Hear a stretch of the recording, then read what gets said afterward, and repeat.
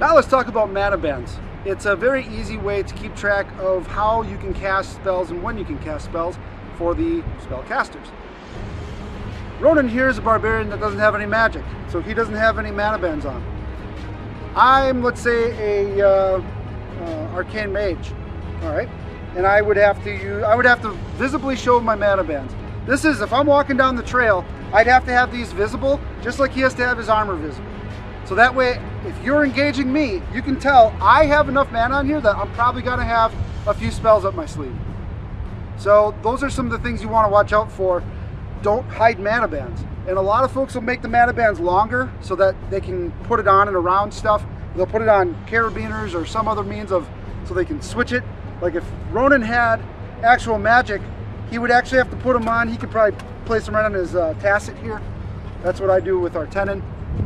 But it has to be out in front.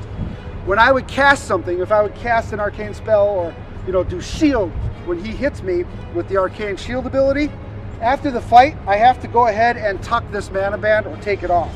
So I would actually keep track of that. Mana regenerates at about 10 minutes per mana band, and that you have to meditate for. That's the slowest way to do it.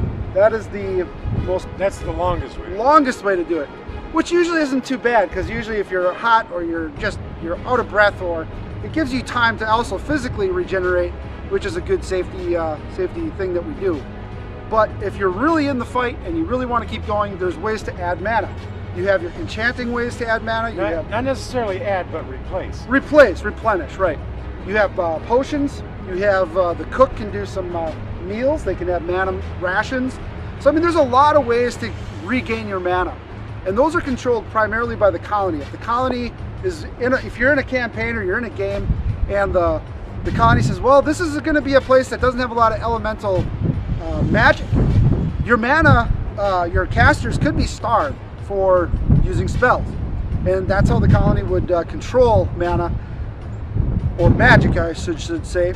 But it would also increase the economy for mana potions and mana rations that are already in the world. Right, so if a cook can use a one mana element and make a make a meal, and the apothecary will make some potions, and the enchanter will make will enchant some of your equipment to have mana.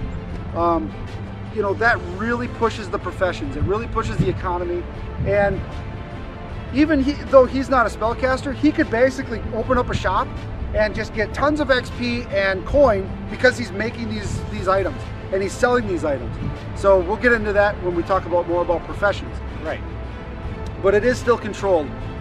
Magic does not overpower the system, even though it is very powerful.